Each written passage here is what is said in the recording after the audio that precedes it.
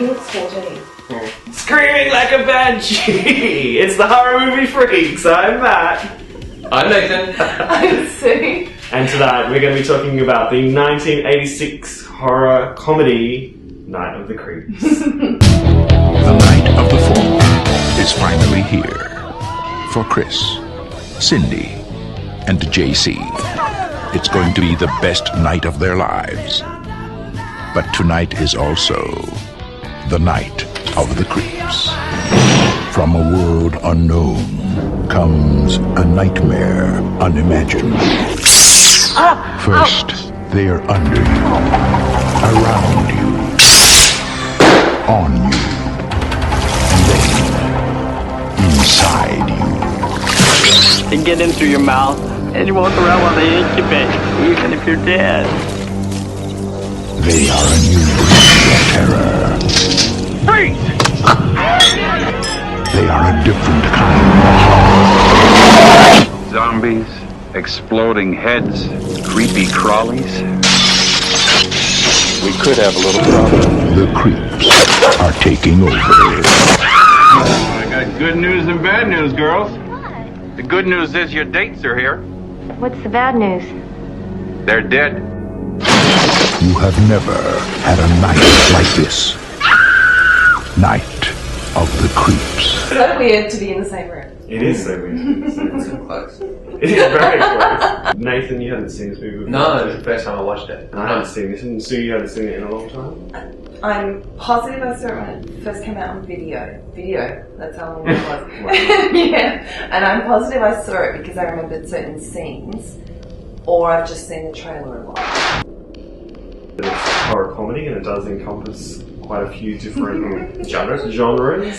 And Nathan, did you like where this plot went?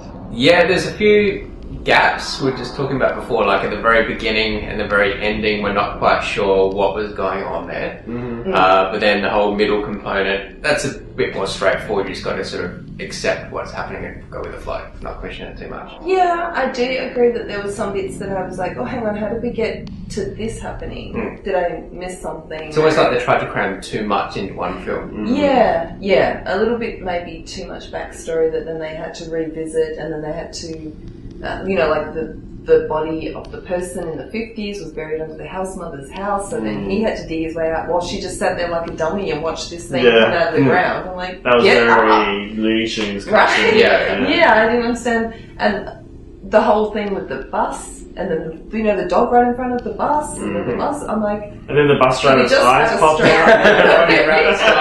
Very Roger Rabbit. But yeah, like those sorts of little bits that could have added contextualizing to the film just kind of muddied it a little bit. It was still fun though. Yeah. I'm not.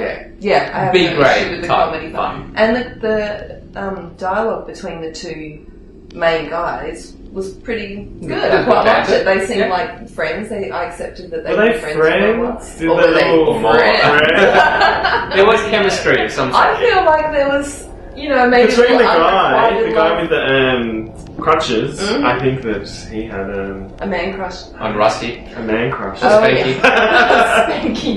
Yeah, I don't understand why that cop kept calling him Spanky. That was really weird. I love like prom scenes in movies, to be honest. I like seeing all the dresses, and normally they're very set in whatever era they're in, and the 80s are particularly special for There was some proms. pretty There's a lot of dresses. colour, a lot of hairspray. I love that stuff. A lot I of love the puffy scene dresses. of them all getting dressed up and putting on their fancy dresses and getting things ready and Walking around in their little negligee. yeah, that was interesting. The sort of gymnast outfit she had going on with lace, and the other chick walking around with her hairspray. Yeah, you can conveniently use as a weapon. As a blowtorch thing, yeah. So let's move on to the actors.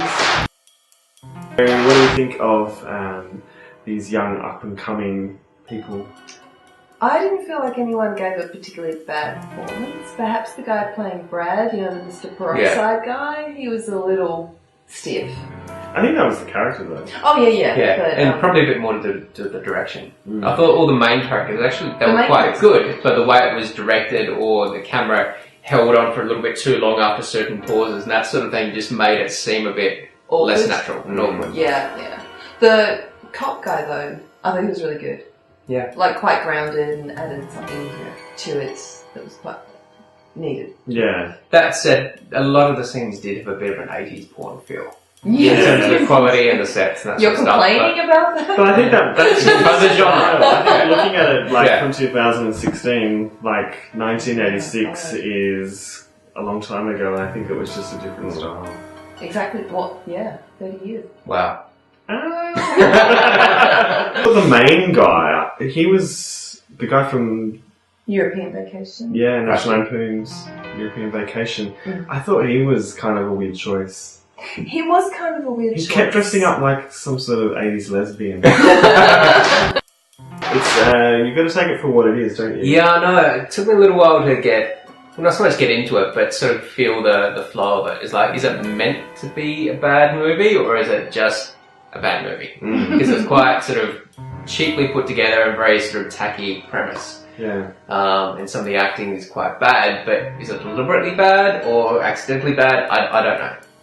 So, what do you think of the effects? This is kind of Oh, a the effects. effects-driven movie, isn't it? We've got little slugs everywhere and people's heads exploding and Actually, the animatronic dog dogs. was okay. I thought the split, the dog not so much, but like the dead bodies with the split part down the face, like the axe or whatever, they were, They're pretty good for the acceptable, time. Pretty good. Yeah. I thought, considering the budget wouldn't have been so great, and it was a first-time director, so it's not like they would have been chucking the money at him. And so who was the director? Fred Decker. Fred Decker. And he's... did Monster Squad a year later, which is one of my favourite all-time movies. I didn't realise this was the same director. So he's into the horror comedies. Yes, and I'm really not. But when they're done well, they're done... I like them. Some of the comedy was not quite there for me, but some of it was quite on the money and good, I thought. It's sort of, up there with like the 80s style Yeah. of comedy. So, Porky's, Very much. Meatballs, Yes, and all those, true. but it's a horror. Sorry, the Porky's thing just makes me think of all the gratuitous boob shots. Yeah, gratuitous boob Lots shots. of boob shots in there, which, not complaining, but it's interesting. I thought some of the lighting choices were particularly good. There was some scenes where it was really overlit, but I think that was the point. Very stylized. Yeah, very stylized look. So I appreciated that.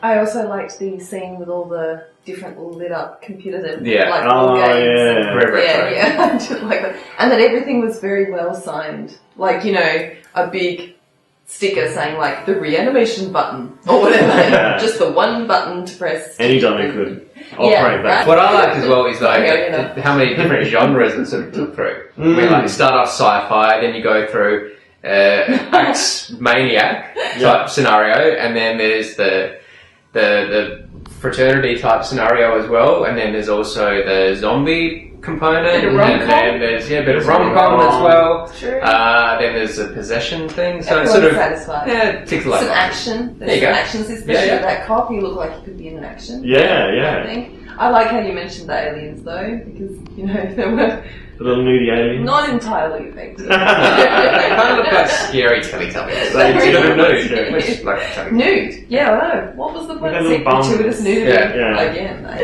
Okay, so let's look at our scores. So, the top score, just to remind you, is out of 90. So, we've given our scores for production, plot, and performance. And out of 90, we've given it 61. 61 out of 90, which means that it's a D+. Fine. I mean, it's not a particularly bad film, but it's not an A quality film. Yeah. I think it's, but again, it's like, is it deliberately bad or is it accidentally bad? It was It's a- fun If either you way. have to question that, Yeah. I mean, seriously, it can't be that Yeah. great. I did find it was a particularly problematic film to score, mainly because when you're holding it against something like Rosemary's Baby Of The Shining. or The Shining or the other films that we have watched, it's clearly not in the same. It's not a caliber. masterpiece. No. However, within its own genre, It does a good job. yeah, It's entertaining. so it makes Yeah. it difficult. Yeah. Well, yeah, like were we meant to find any part of it particularly scary? It wasn't Because scary. as a horror, it failed miserably. Yeah. Yeah. As a Even horror in the comedy, growth it's factor, did you good, go, oh, that's disgusting? No, but It was just no, I did. fun, horrific. Yeah. Fun gore. Fun goal. Yeah. So we're happy with the D+. What do you think? Are you happy with the D+? Well, let us know in the comments below. Or connect with us on our Facebook page. Go to facebook.com/horrormoviefreaks or connect with us on Twitter. Just look for our handle horrormovie. And thanks to Val for first of all watching us and also for recommending Night of the Creeps. We really enjoyed it, didn't we guys? We did. It was And fun. we also enjoyed being in the room at the same time. Studio. A rare treat. It is a rare treat. I'm sure we'll do it again, I hope. Yeah. Well, I'll fly out again. Until then, well, thanks for watching and see you next time. Bye.